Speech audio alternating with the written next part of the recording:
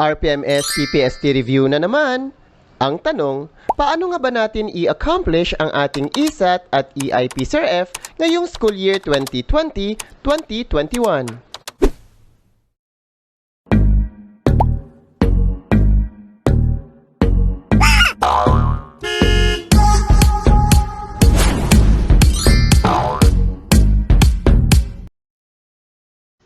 Alright, here we go.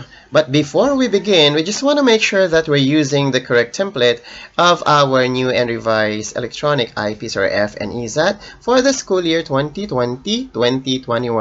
Kaya mas maiging puntahan natin ang official FB account ng DepED Philippines at hanapin natin yung posting noong June 23 kasi naglabas ang DepED at ang BHROD-HRDD ng official link na pwede nating ma-download ang mga materials and other tools na kailangan natin sa panuruang taon na ito ng ating IPCRF. So ito ang aking tinutukoy na link. This is the official link, the bit.ly/RPMS-PPST 2020-2021. So you have the option to copy and enter this to your web browser, or you can also just click it directly para makapunta tayo doon sa kanilang Google Drive. Now, if you encounter this, request access, don't worry. So, palitan lang natin ang ating personal email ng ating official DepED email account. So, what's inside the Google Drive are different folders, with regards to the RPMS-PPST. So, ang pipiliin lang natin ay ang folder na ito, the other associated tools. So, dyan nakapaloob ang ating E-IPCRF at ang ating ESAT tools. Alright, so once ma-open natin yan, so ayan ang dalawang subfolders, the E-IPCRF and the ESAT. Alright, so pag click natin yung E-IPCRF folder, ito ang laman, the DepED prescribed IPCRF. So ang gagawin natin para ma-download natin ang folder or ang IPCRF file na ito, so right-click lang tayo. Okay, then hanapin natin yung download dito na option. So, again, right-click and download. Alright. Same thing din dito sa ating ESAT. Just right-click and then click download. So, may zipping siya, meaning to say, kailangan nating extract, itong file na ito para magamit natin or ma-pull up natin ang ating ESAT na tool.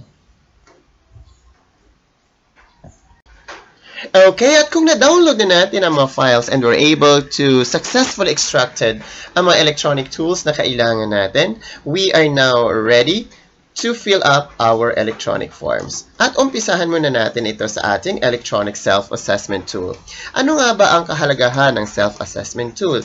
Actually, this is very useful in order for us to evaluate and reflect on our performance throughout the RPMS cycle.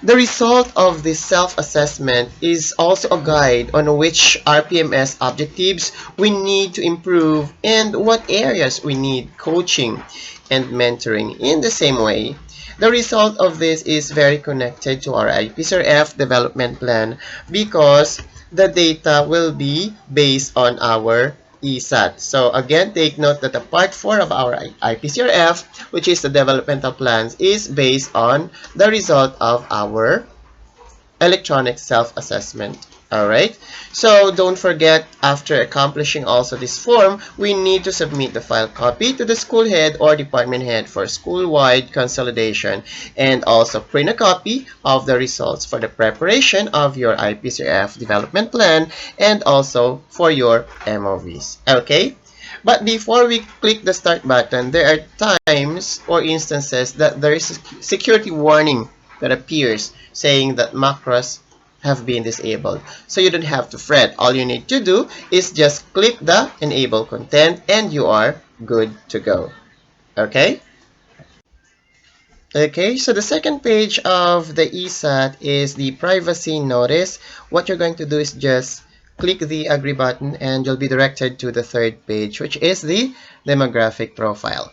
But before I continue, I just want to remind everyone that the ESAT I'm working with right now is only good for our proficient teachers, meaning these are the group of teachers from teacher 1 to 3, SPT 1 to 4, instructor 1 to 2, and for teachers under the special science 1 to 3. Okay, for the master teachers, they have actually their own ESAT, no? That they need to accomplish. Now, let's proceed. Kung mapapansin natin, sa ating mga information na kailangang i-fill up dito sa mga boxes, we have to do it manually, or ang iba naman ay merong tinatawag na drop down option. Okay, so let's start. Ang format sa paglalagay ng name of employee would be dapat naka-all caps tayo, starting with the last name, first name, and middle initial. Okay, let's say the employee or the teacher is, last name is Cruz. Let's say Cruz ang last name natin, comma, and then the first name is Jose, and then the middle initial P. Okay, employee number. Now, sa position, there is a drop-down option. So, hanapin lang natin, no, kung anong position natin dyan. Employment status, kung tayo ba ay provisional, permanent, or contractual. Okay, age. So, sa age, so, meron ding bracket, no? Bracket ng age dyan. And then, our sex. Okay, number of years in teaching. So, drop-down option din. Then, sa highest degree, same thing. Okay. Alright, dito sa level taught and grade level taught, so mapapansin natin there is dialog box saying, select from the drop-down options. You must set curricular classification first for options to appear here. So, para mag-appear ang drop-down options, so kailangan daw muna natin mag-jump ahead dito sa curricular classification. Alright, so, kung anong in-offer na curriculum ng school natin. So, yun ang ating hanapin. So, let's say, sa school natin or sa school nyo ay may grade 7 to 10. So, that's junior high school, and you're also offering senior high school. So, you can place grade 7 to 10, grade 11 to 12. And then, you go back to the level taught. So, ano ba ang tinuturo mo? Level sa senior high school ka ba or junior high school? Okay, let's say senior high school. Then grade level na tinuturo mo, 11 ka ba or 12 or multi-grade? So let's say grade 11. Region you belong. Okay, so let's say you're from Western Visayas, Division of Antique. Okay, so filan lang natin yan.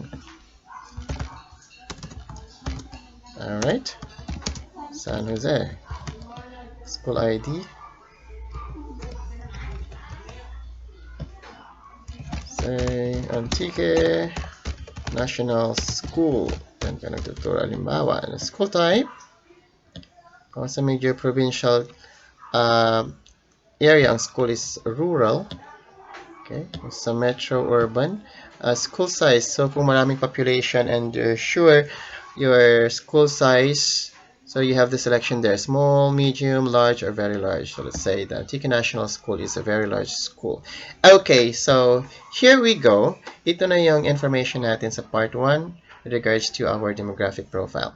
And it's not yet over, so we need to accomplish also the 2 boxes with regards to area of specialization and a subject or subjects that we are teaching. Okay, so just click there. Diba? Social science ang area of specialization, and you are in senior high school, so more or less you're teaching UMS, sa UMS subject. Kasi pag sa UMS, ang daming mga subjects yan, diba, na hindi siya kabilang dito. So let's say you're teaching world religion, you're teaching trends, networks, philosophy, and so on. So better yet, lagay mo na lang UMS subjects, okay? Alright, UMS subjects. Alright, and then you just click next if you're done. Alright. Okay, so the next page should be the assessment of our functional competencies aligned with the objectives of different PPST domains or indicators na kung saan makikita rin natin dun sa ating E-IPCRF form. So what we're going to do in this part is to click one circle in each column corresponding to how we rate ourselves in terms of the level of capability and priority for development. So, simple lamang ang logic na ito, ano?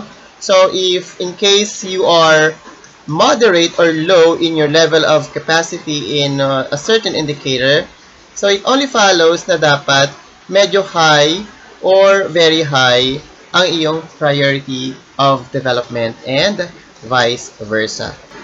At kung halimbawa naman na ang level of capacity mo in a certain indicator is high or very high halimbawa, so it only follows na dapat ang priority of development mo ay nasa low kasi mataas na ang level of capability mo eh. So hindi mo na kailangan pa ng training or pwede rin namang moderate training lamang. And again, take note of your answer here because you're going to utilize that and it should be connected also to your development plans in the part 4 of your E-IPCRF. The next part of our ESAT is the assessment of our core behavioral competencies in terms of our self-management, professionalism and ethics, results focus, teamwork, service orientation, and innovation. So, hindi ko na iisa-isahin pa ang mga specific indicators nito. However, ganun pa rin ang gagawin natin. So, just tick the box of the competency indicators that we feel we demonstrated during the performance cycle. And of course, we need to take down take note our responses kasi gagamitin pa rin natin yon sa ating development plans doon sa part 4 ng ating E-IPCRF. Alright? Okay, so isa-isahin na natin i-fill up. At kung tapos na tayo, all we need to do is just click the save button. Okay, so ito na yung summary page ng ating electronic self-assessment tool sample. So makikita natin dyan ang part 1 is the demographic profile, part 2 is functional objectives, and the part 3 is the core behavioral competencies. So ang susunod natin gagawin dyan is to print the hard copy for our MOVs and for our record before we click the finish button. Okay? Now, once we click the finish button, ito yung lalabas na dialog box. Manghihingi siya ng minimum of 6 characters na password natin. So, mag-input lang tayo ng ating password. Make sure matandaan natin ang ating password. Okay? Now, just repeat our password. And then, you just click finalize. Okay? Alright, so and that's it. We already completed the survey. It says here, submit this file to your department head or school head for consolidation. But before we do that, of course, we need to rename first the file para naman malaman, di ba, kung kanino file ito. But nevertheless, if you want to review your summary page, you can also do that. Just tap the view button and then type in your password. Okay? So, it's time to rename our file. So, paano ba natin gagawin yon? Ano ba ang standard format ni DepED?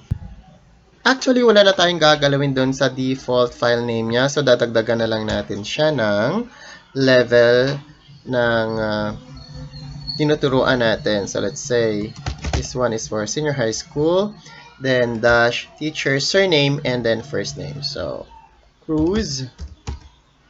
And then, Jose. Okay. So, pag okay na lang, just click save and we're good to go.